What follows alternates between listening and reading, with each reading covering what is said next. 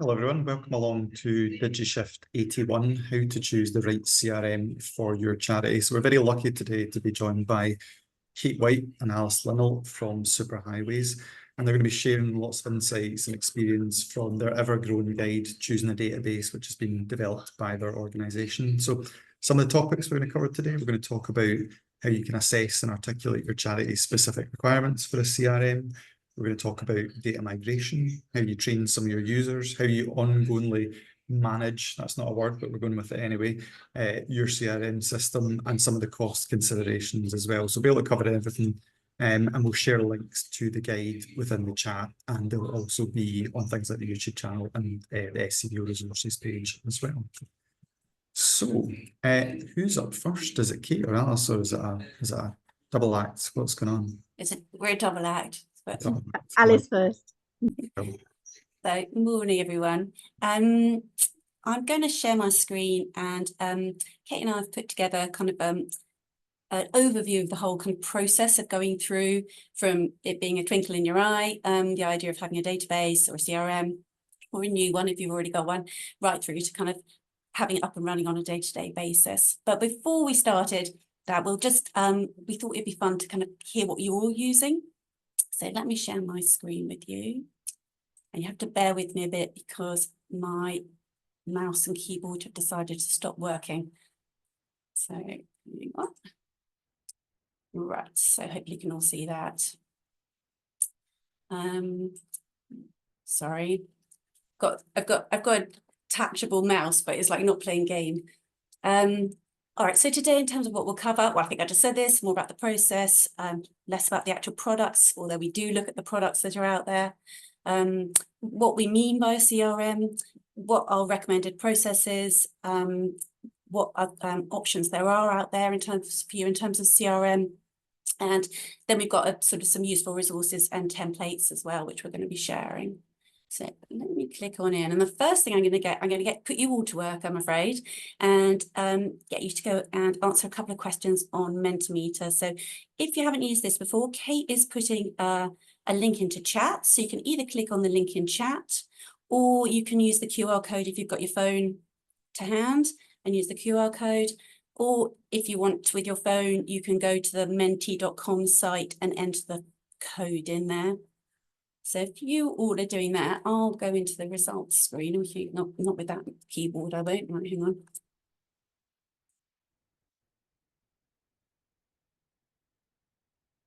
Oops. Sorry. Oh, look, fantastic. Can everybody see the results coming in okay? So we've got Excel, big and bold in there. Oh, look, someone's looking at Salesforce. Interesting. FileMaker. I haven't seen that for a while. Brilliant. Love the idea of homemade. Oh, I've got lots of questions for everybody. Oh, my turn. I don't think I knew that one. Fantastic.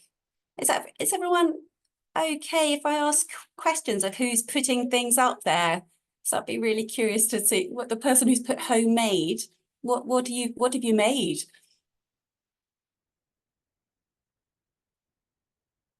Anyone out there? Yeah. Oh, Brill. It's Hi, Jack Jack. Brill. Basically, part of my life I've been a database developer, and it seemed much easier for me to make a database that exactly does what I want. And but I get confused by using things like Excel because they seem to go way across the page. For example, one job that I looked at recently, 2 people in the office were using Excel, and one for an address field was putting the lines of the address all in one column, while the other person was separating those so that you had the street, the town, the postcode, etc., all in different columns. And that just makes me think you've got the wrong product here, or you're using it the wrong way. Oh, fantastic. That's such a good definition of why not to use Excel. So we're constantly banging on about that. So thank you for doing for doing that job for us. I can see a couple of people mentioning Salesforce in there, somebody using it and somebody looking at it. Who's using it currently? Oh, John, brilliant. Yeah, so we're using it. We're a slightly bigger organization and we used it for a fair while. And we kind of gradually integrated it a bit more. So we had some core stuff to begin with, and then as we've done more, we do stuff like, well, this events booking for this event is handled via Salesforce now, for example, and funds and things like that. But it's been a kind of gradual process of adding stuff bit by bit, rather than it all working on day one. Fantastic, thank you. So whoever put they're looking at Salesforce, you now know who to get in touch with after this call to get some real intel onto that. Sorry, Alice, Yes. I'm at a workshop, so I'm just hiding and sorry in the background. Like John, we use Salesforce for absolutely everything. I should put up that I work for Inspiring Scotland, so we're quite a large charity, 43 million of income, 723 charities funded, all of that. Their inside leg measurements, everything is on Salesforce. So, and we're always developing new ways to use it, actually. So we use it for grant offer letters, absolutely everything is on Salesforce. So if any of us get run over, it doesn't matter because it's all on Salesforce. So fantastic. Thank you, Elaine. So there we go. There's another good person to get in touch with. That's really a good point as well, Elaine. I think about that getting run over aspect of a database, which we'll come on to. Of, you know, that's why we should all be thinking about CRM, isn't it? Because it means we've got everything in one place. And it's not dependent on anyone's person's access or to it. So that's a really good point. Thank you for that. Let's see. Was there anyone else using Salesforce? Because that's come up quite big. Is that Martu? No. We've also got somebody there using did I see FileMaker? Who was the FileMaker person? That was me. Hi, Olivia. How's that? Did you build it? Just me. It's sorry. Did you build the FileMaker? No. I didn't know. We use like a sort of bespoke system that somebody built for us to use on FileMaker. So it's based on FileMaker, kind of based on the areas of kind of casework and outcomes that we need to record.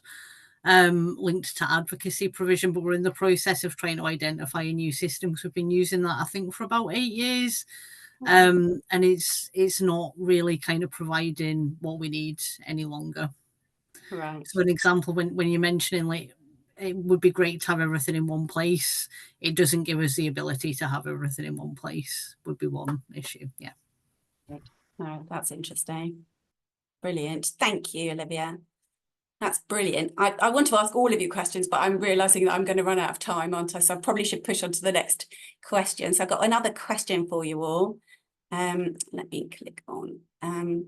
So this is around, what are your 3 biggest challenges when thinking about and implementing a CRM? We just wanted to get a sense if everyone's up against the same obstacles or not.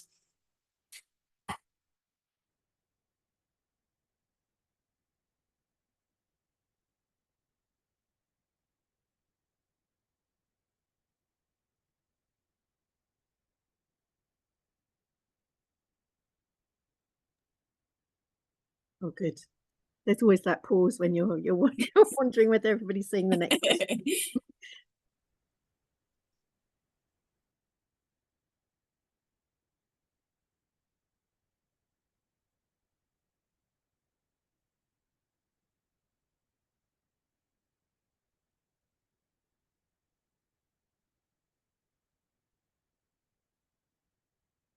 Brilliant. Brilliant. Thank you. That's interesting, isn't it? So looks there's the 3 big winners, aren't there? No time, no money, and hard to work out what each system does. It just kind of echoes what we hear from everybody all the time. We work with small charities all across London, and there's kind of exactly the same thing that's going on down there as well. And so finding, we've got a couple of others in there. I'd be really keen to hear from the others what the other issues are, the challenges that you're facing are. Hi, I was one of the others. So it's linked a little bit with not sure what we need. So we've got a data quality issue at the moment, which is actually one of the biggest challenges because we want to actually work on our data quality before we implement over to a new system. So we currently have a legacy system, and we're aware that we don't want to just put bad data into a new system because we'll still have the same issues. So it's causing us to also be not sure what we need, just because the data quality, yeah, we just really need to figure out the data quality and how we want to use the data. And then we can also, that should hopefully answer some of the questions about what we need as well. Brilliant. Thank you, Sarah. It's really interesting to hear that as well. You're absolutely right about the rubbish in, rubbish out sort of thing of moving to a new system. Yeah, it's me sort of, yeah, not wanting to do that's a really good idea. Thank you. Who was the other?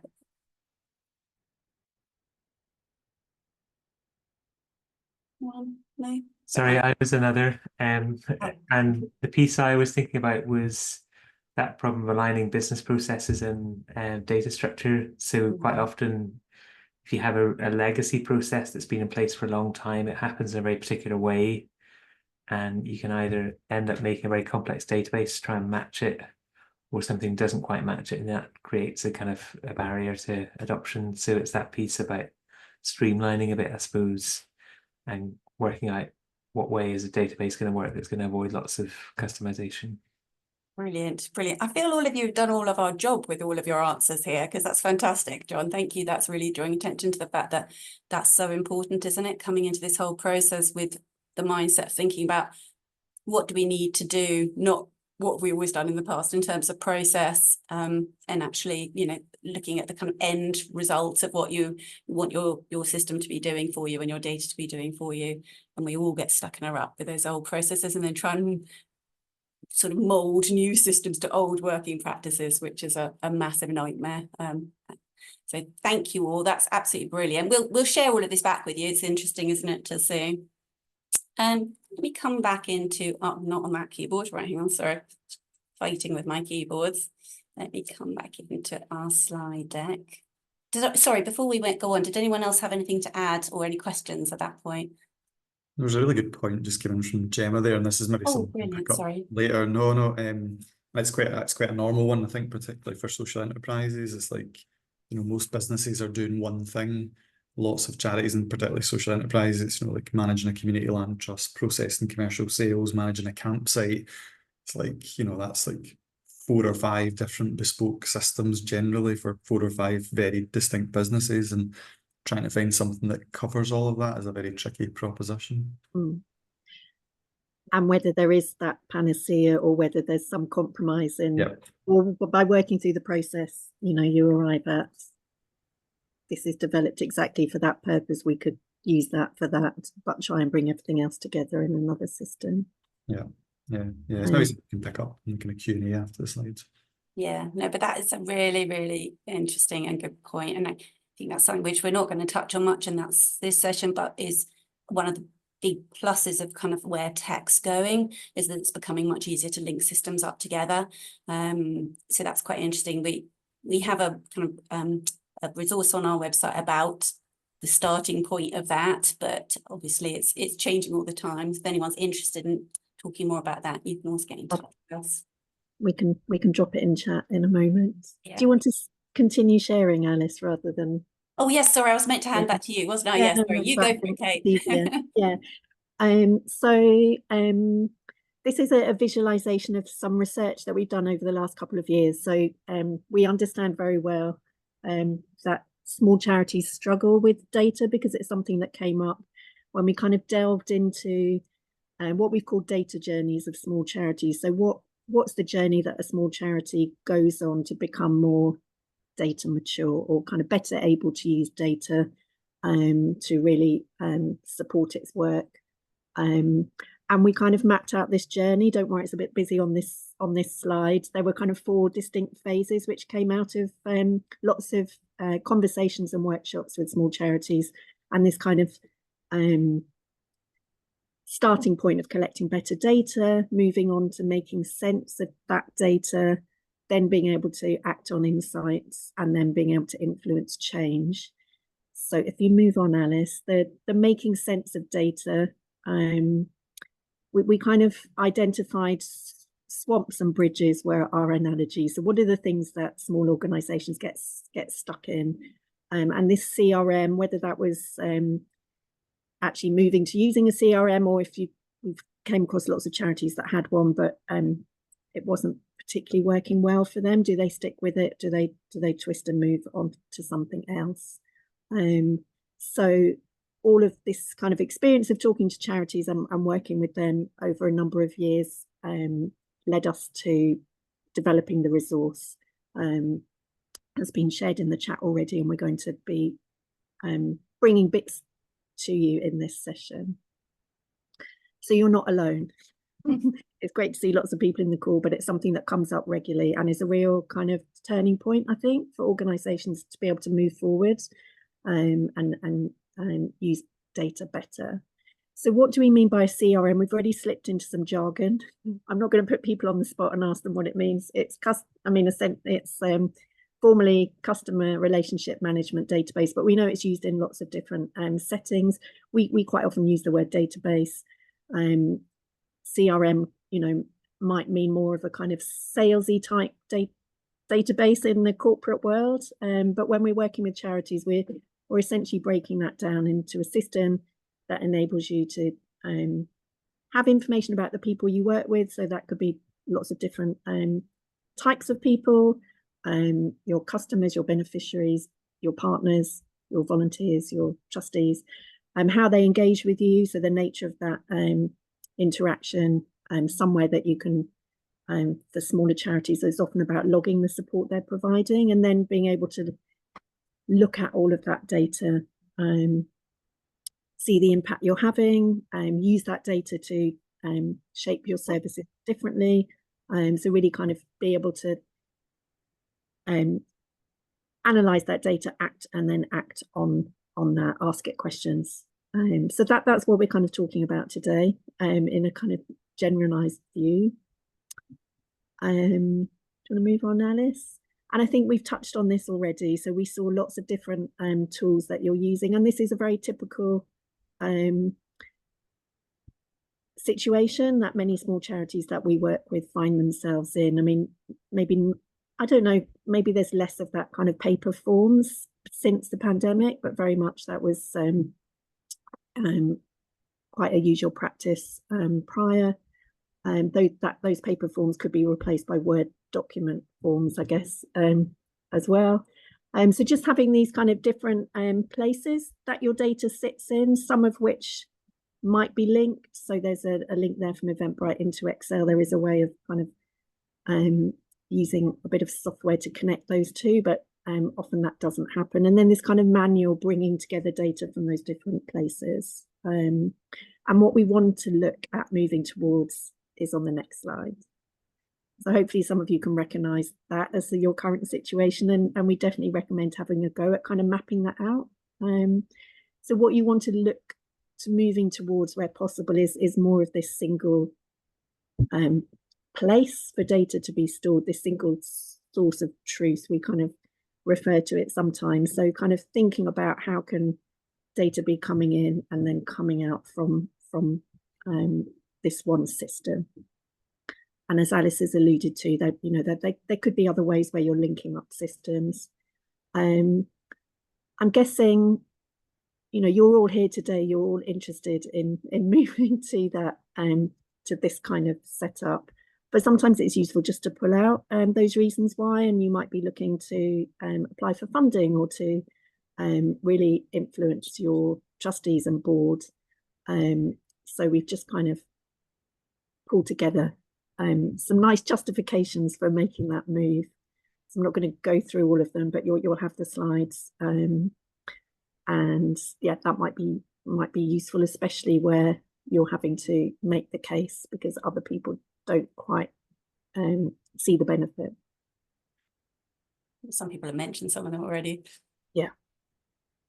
Once you kind of decided you probably need to move towards one, it's quite a job, and we put together a process which we kind of divided into these 7 stages. And I'm not going to talk it through on this slide, but you can see there's a link in the bottom right hand corner that you'll get in the slides afterwards that takes you to our resource that has all of the information about the process, including loads of templates and things to use. But we thought it'd be helpful to look at each step individually, and some of the tools we recommend using on your journey to get there. So let's go into the first one. So the first kind of stage we talk about is scoping. So taking stock of what you've currently got. So obviously time and budget are huge ones. Have you got any of either of them? The other important thing is thinking about how it's going to land with the rest of the organization. People are always said to be very change adverse. I'm not sure that's necessarily true, but there's, you need to take into account where the team's at, not just in terms of their desire for a new system, but also maybe their confidence around new technology coming in and what that's going to mean for their work. So that's quite an important thing to really think through. Then we've got, technical skills. So where's everyone at? Is everyone able to use a database? You've got the data stakeholders, and by that we mean who is actually going to benefit from this system. So we tend to always think about people actually using the system in terms of inputting data, or possibly the people pulling the reports out. But you really need to make sure you think about everybody who's going to be impacted by you having a new system. So we're going to come on and look at that. Then we've got software and equipment audits. So this kind of like really reviewing what you've got, where it's sitting at the moment, both in terms of data and systems that you've got data within, but also, do you have computers that can cope with a new system coming on them? Do you have a network that works? All of those kind of questions. And then we've got an outcome and evaluation framework. So it's a really good idea to review that, make sure you've got one in place. All of these, we have resources on our website. So if you're not sure about any of them and you want some help with any of them, there's resources there. Just in terms of showing examples, this is an example of one of the charities we worked with doing their data stakeholder mapping.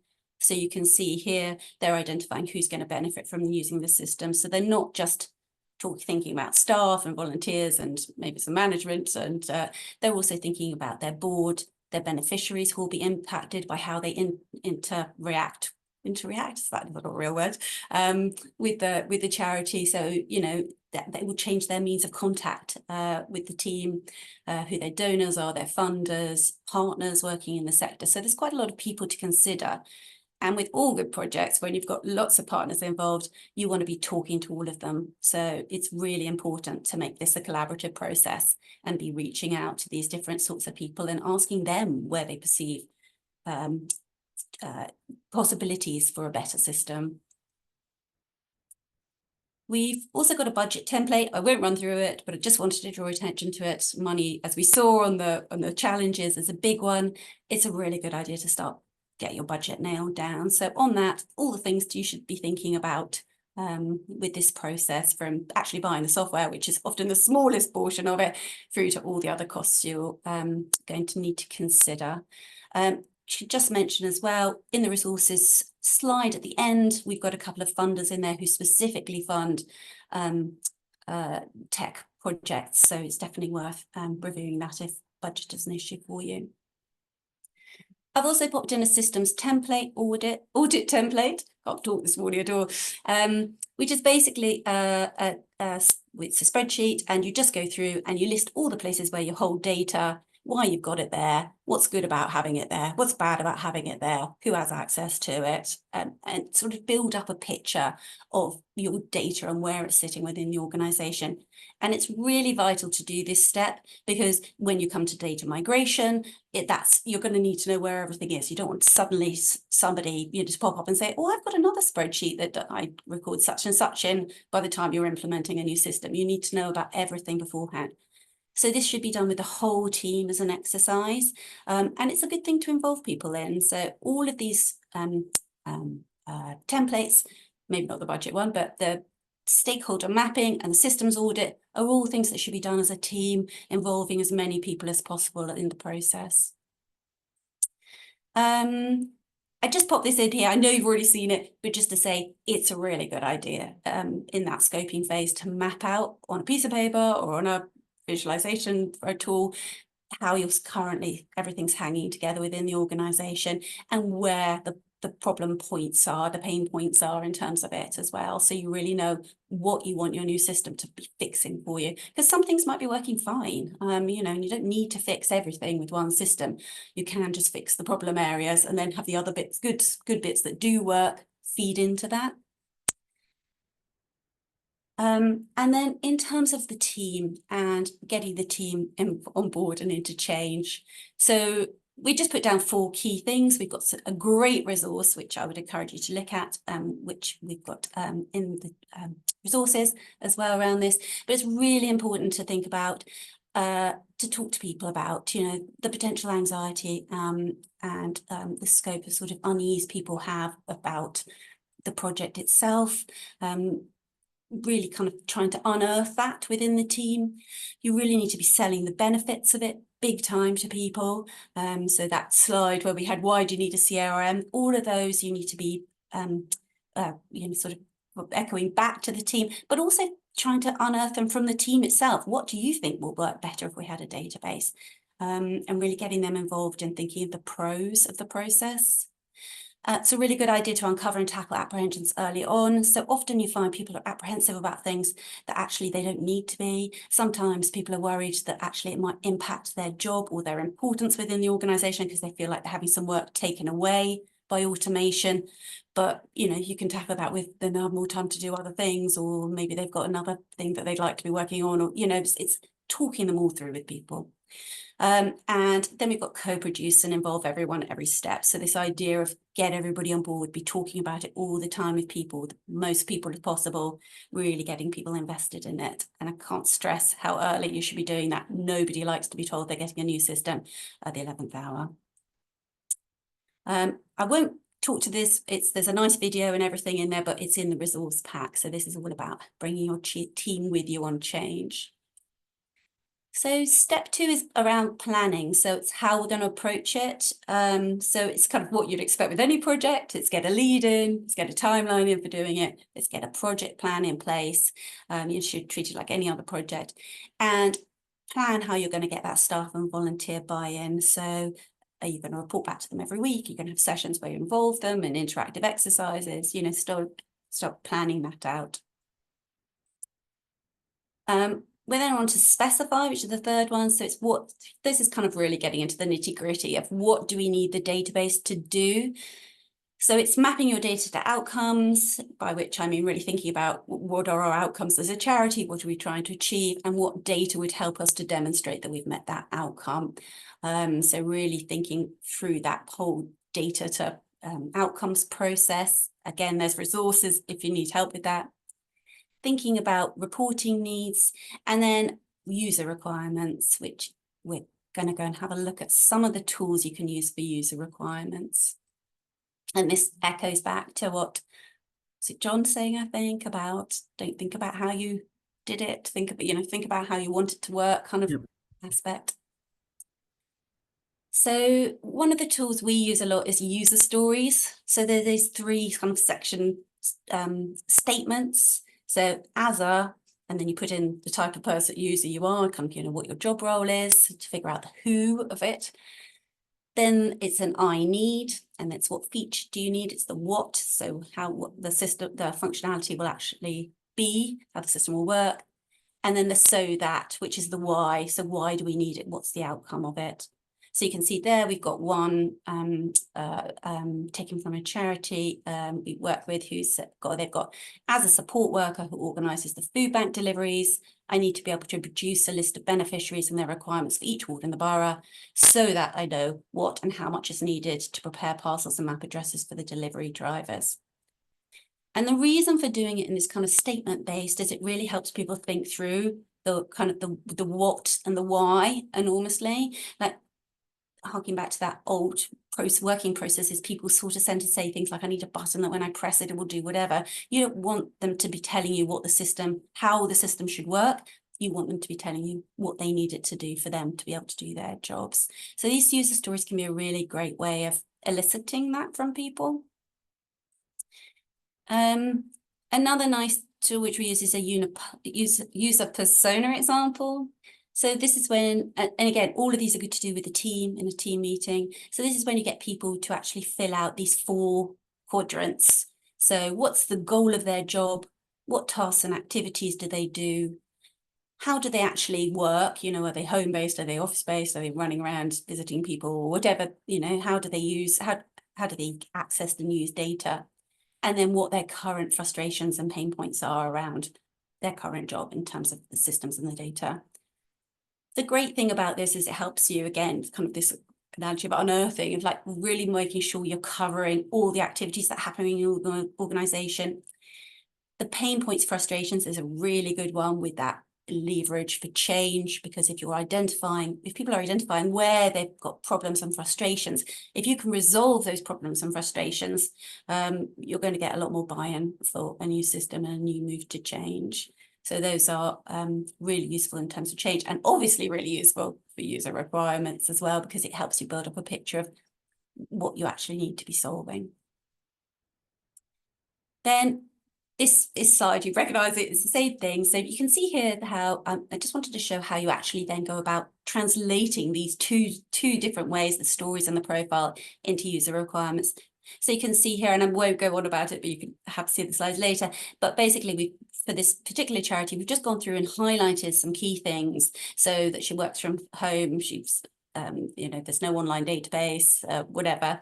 And we've got colours here. So we've got the yellow, the green, and the orange. And then if I click into the next slide, you'll see that the next step on was us really breaking it down to actual user requirements. So the yellow, the green, and the orange relate to the colours on the chart. And then, for instance, the top one is the online access to training materials, is the what. The why is to ensure the trainer has the latest version of your training material. And then we put the stakeholder in there, so who's this important for? And then the essential, desirable, we'll leave it where it is, or is there another solution? Or is it wish list? It's just a pipe dream for the future. So it's this kind of ranking of user requirements. And what we do when we've completed one of these sheets, when we're working with clients, is we literally just send them to the vendors and ask them to tick off what they can and can't do from the user requirements. So instead of you having to go through the systems trying to work out, does it do what I need it to do or not, you're passing the buck to them and getting them to do that job for you. And then one other useful tool in this whole process of kind of like working out what you need the system to do is mapping out the client journey, thinking about what you want it to look like in terms of how the client's going to be. And I say client, you might have client, it might be, you know, different reasons for using CRMs, but how people are going to be interacting with the system. So in this one, it's a membership organization. You've got the person, there's sort of different forms they can complete or they can call in. And then the organization's thought through, well, what kind of data do we need when they call us? What are we capturing at that point? And then after they've been renewed and they become a member, again, they're thinking through what data do we capture at that point. So this kind of thinking out of the process, how the process should work. And again, harking back to that, don't just repeat what you've already done. Think blue sky of how we would like it to work in the future is a really good way of defining requirements and workflows, and also starting to nail down that data of what data do we really need from people and you really need to be collecting. Which leads into my last one, the last one of tools to user requirements is the data dictionary. And this is the other key thing to do. So once you've kind of, you know, mapped it out and you thought, oh, cool, we're going to definitely need their name and their telephone number and their website, it's really important to just document them all down. So for instance, if, let's come to one like postcode, for instance. So we've identified we need postcode for this charity. It's type of field is geographical location to record where someone's based. Then we put down an example of what it should look like, whether it's got lookup values, what kind of field it is. And we're also noting at this point, we've got purpose and who's proposed it, which is always helpful in case you've got questions and you need to go out to the person. And then we've got whether it's mandatory or not as a field. So it's a really good way of having all your requirements nailed in terms of what you need data-wise, because when you get your new system, obviously you're going to be customizing it to get it set up. So more of this thinking you do beforehand, it's going to be applicable to any system you go for. So it's a really good process to go through. And I think that spreadsheet has other sheets, doesn't it, for your lookup values. So where you've got your multiple choice or select, you're actually kind of agreeing what those all are. Exactly. Yeah. Does anyone have any question? I realize I've rushed through, so I'm aware of time. Does anyone have any questions about any of the things we've just looked at? I'm not looking at chat. Is anyone else looking at chat, just in case? I've been keeping an eye on chat. Will we stop sharing and then we can kind of... Should I stop sharing? Yeah, that might be a good idea. That was excellent, but it was really, really useful. And I think for me, it's answering a lot of the questions where, you know, a lot of the charities I work with, it's not necessarily the money bit, it's like frozen by the decision of something this big for an organisation that doesn't have a lot of money, and actually the sheer amount of time that they need to commit. And so the amount of organisations I work with where it's like boards have been chatting for the last 5 years about procuring a CRM, but nobody wants to kind of finally make that decision. So I think for me, like, these tools and the kind of clarity of these steps is really, really helpful. John, I don't know if there's anything you want to come in terms of questions or thoughts. Yeah, I'll maybe glance to chat in a wee sec, but I think the thing it reminded me about was how there's all that preparatory work before, because quite often when we support charities, the conversation begins with the question around, can you tell me which is a really good tool to use? And that's actually a halfway point question. And that piece around mapping your current processes and what you want to achieve can feel a bit abstract. It can feel, well, we want to just look at products and poke them and see what happens. But actually that piece around going, well, here's how it's happening now. Here's what's good about it. Here's what we need to preserve. Here's what is a challenge that we'd like to make easier. And doing that piece will then actually get you in a much better place for making the right choice about the tool. It's hard to have that conversation. I think people often think, well, if I just knew which product to start with, that's actually not the right starting point. The starting point is, you know, what we're trying to do with these processes, what are we trying to solve? And I think Jack had a good point about, you know, thinking about the way people use devices as well. It's quite an important one. You might have people, you know, I think we had in chat the example of running a campsite. That sounds to me like an example where you might want somebody able to do some processes on a mobile phone. You might have questions about connectivity as well and things like that, but it's about putting that context around it, I think really helps. Anybody sitting on a question that they'd like to share at this stage? Jack, I've seen you got a hand. I just want to make sure in case anybody who hasn't jumped in yet wants to chip in with one. Yeah, I just want to bring up the subject of security. But you actually need to think of how you're holding this and where you're holding it. And if it's up on the net somewhere, what sort of precautions are you taking? Is it encrypted, all that sort of stuff? Yeah, that's a good one. And I think it's, for me, an example with a well put together CRM can help you move from everybody's sharing the spreadsheet and everybody's got all the data to something a bit more proportionate, because a really good way of minimizing a risk is saying, give people the particular data they need for their current task, but not everything. And that means if a device gets lost, you've got a much smaller impact. Any other questions from around the room? I can see Olivia's posted a question about procurement. We're going to go on to talk about different kinds of or different categories of options, and then some suggested ones. So I don't know whether should we go ahead and carry on through with that? Would that make sense? Yeah, great, thank you. See that? I'm going to share again then, if that's all right. Brilliant.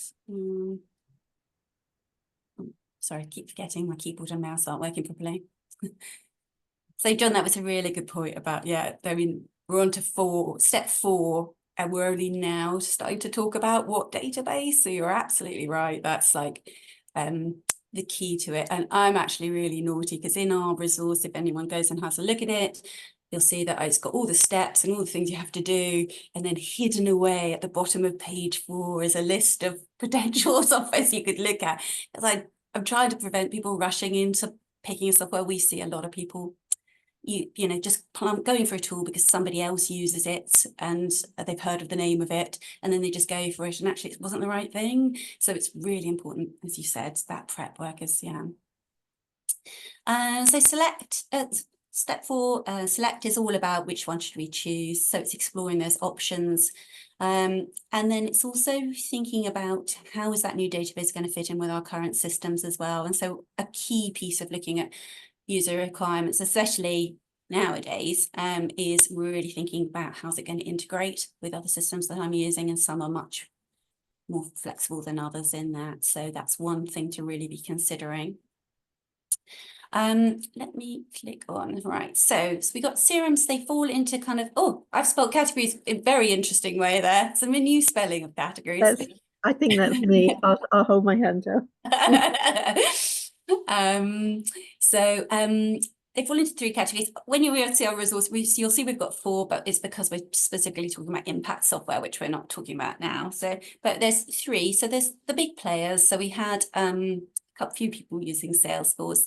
So in terms of these, there are the big players is basically Salesforce, Microsoft Dynamics, and Civi CRM are the ones that really are the big players in the charity sector.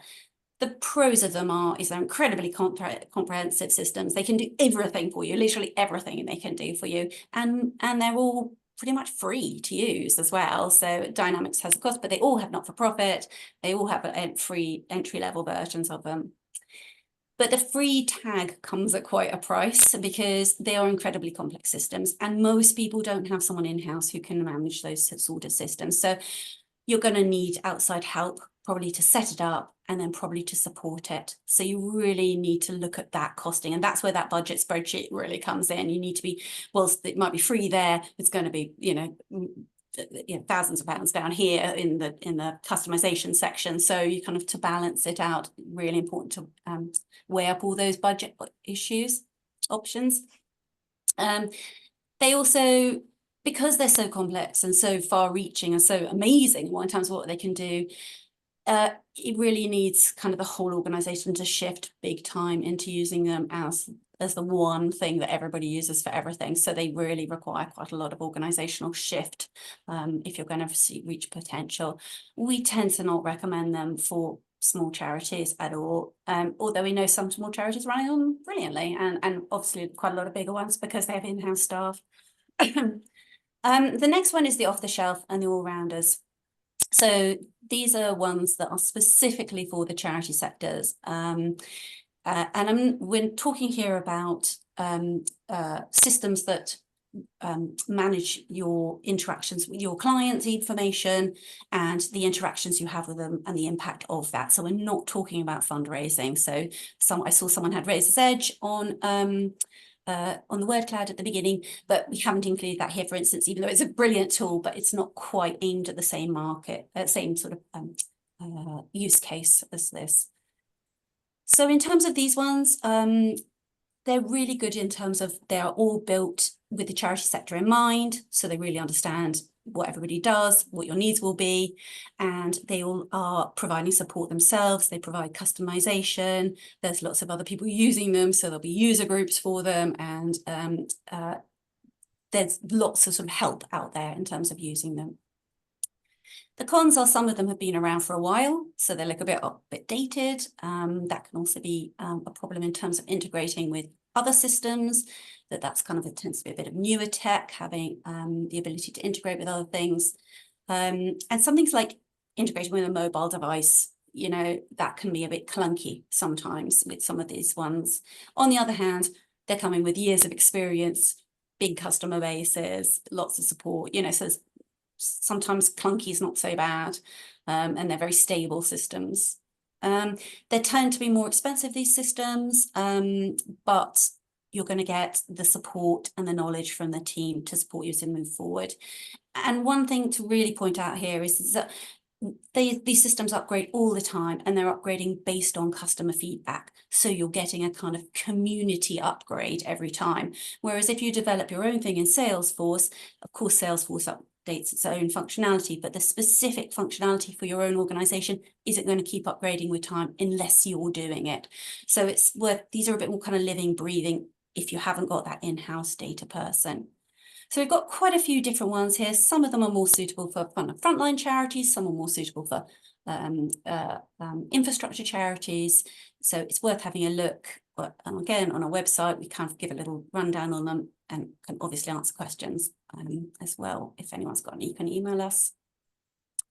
And then you've got the kind of last category, which is the build your own ones. There's an amazing kind of wealth of what we call no-code, low-code tools out there now, which are these database packages that allow you to build your own databases yourself from scratch. Now, I know that sounds kind of incredibly daunting if you've got no kind of tech knowledge, but actually the drag and drop interface makes it incredibly easy. So it's a bit like 5 years ago, no one would have considered, or 10, I don't know, would have considered building their own website. Now everyone's beginning to build their own website because it's become so much more accessible. And it's the same thing with databases. So the pros of these are you can really design it to suit your needs exactly. You don't need to be a computer programmer to use it, and the prices are low, and that is because you're building it basically. So you're doing all the work involved in there. Having said that, you can get them something up and running very quickly. We work a lot with Airtable and NAC, and we have loads of small charities who set up an Airtable database really very fast.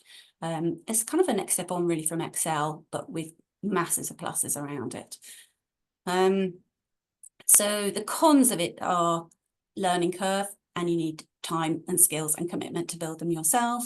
There are people who support and build for you in these products, so you could do that already. But you know, there's a good chance you might be building from scratch something that actually already exists back in section 2, where we had all those ones that had already been built.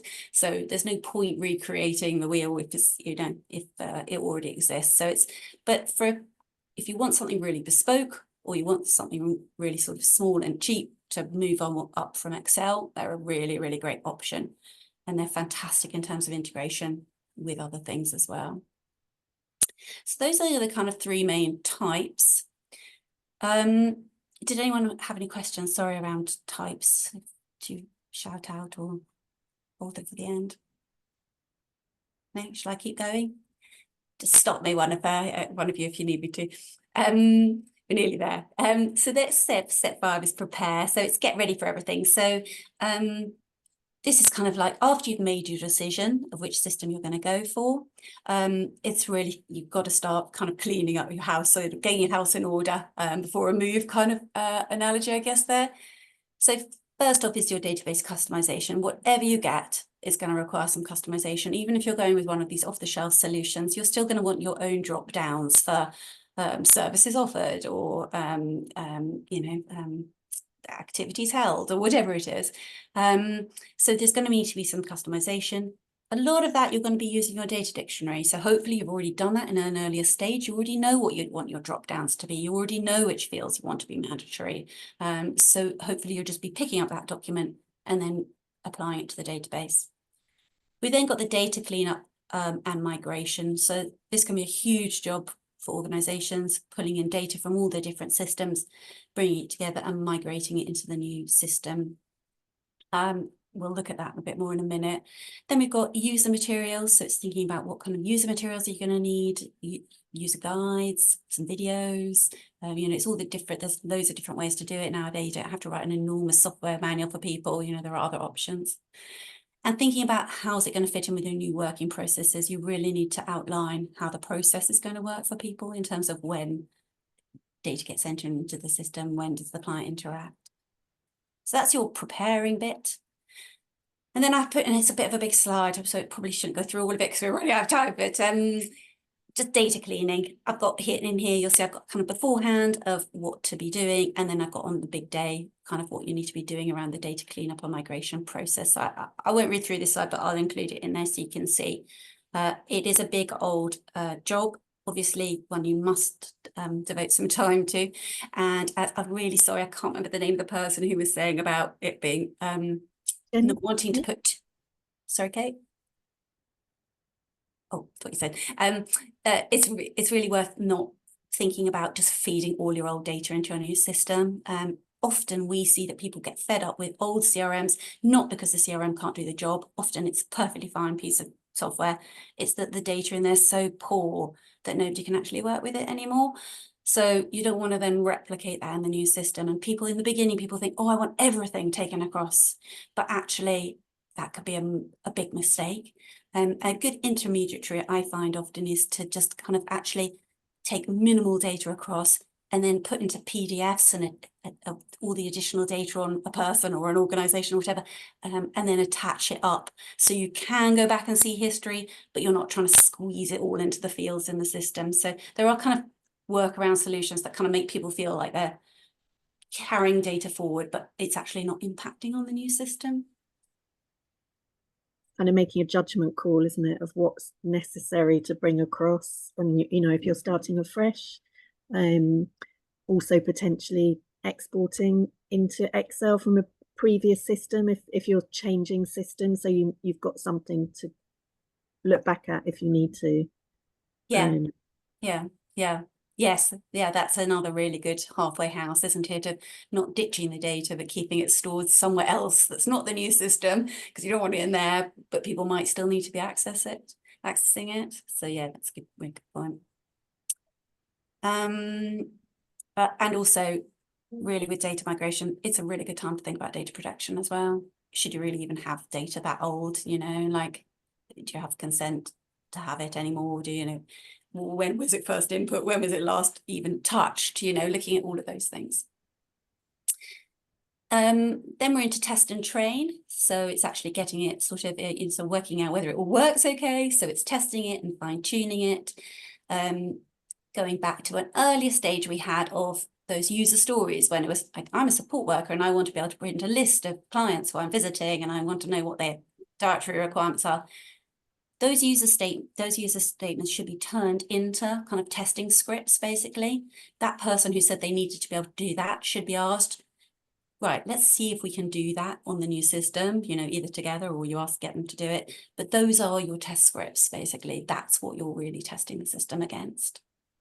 And obviously need to start training people to use it. And it's worth doing that before you go live, getting people to do it on the training system, because inevitably actual end users will be brilliant at testing it, better than you, because they'll actually know what they wanted to be doing and they'll spot all the errors and problems. So that's another really important step. And then the last step is implement. So it's rolling it out across the organization in full, but most significantly, and the bit that people forget about and don't budget for, is ongoing user support, database maintenance, and continuous improvement. You can't just leave your database. You can't roll it out and walk away from it and think, job done, it's running now. You have to be constantly changing and moving forward, onboarding new staff, training new people, refresher training for people who've got how to use it, but also updating, you know, all the drop downs in your fields. Are they still relevant? Do you still have these services anymore? We see it all the time. We go and look at people's databases and they'll have like lists of projects that they ran 5 years ago and that's still in the drop downs, and it's confusing for users to have a lot of that in there. So it's really important to think about ongoing improvement. And then the last slide is just about where to get help. We've put in some links for you there. So I'll stop sharing, come back. Sorry. There we go. Brilliant. That was great. Thank you so much. We're getting very close to the end time now. So what I'm going to do now is quickly do my shameless plug for next time. Next month, we're talking about cyber resilience, another great practical topic. Some of you, I hope, will be on holiday, but if you're not, come and join us. Maybe join us if you're on holiday. But that's last Wednesday next month. That's been really fantastic and comprehensive. We've probably got time for one quick question if anybody's sitting there thinking, I really want to know this, while Alice and Kate are on the call. And I want Olivia, I don't know whether we covered your procurement question, whether... Thank you. I'll try and be really, really quick about this then. So we're kind of in the process of trying to identify a new system. We've decided we wanted to use a tender, like, so people could tender to supply this. I've been kind of looking at a lot of information on Public Contracts Scotland. Obviously, the cost's going to be far below the 50,000. And from what I've been looking at on the procurement journey, there's lots of things saying, you know, make sure you're following regulations and guidance on local policy. I'm just wondering, you know, this is obviously a very sort of Scotland-based question, I guess, but is there anywhere we can get kind of just very clear guidance on making sure we're kind of doing things the right way with that? That's a really good question, Olivia. It's I don't know if Alice and Kate want to jump in. I think I'd be thinking about what are you trying to protect your organization, probably first and foremost. And one thing I would probably say in a database implementation is it will probably be as much about how good the consultants are as about how good the system is.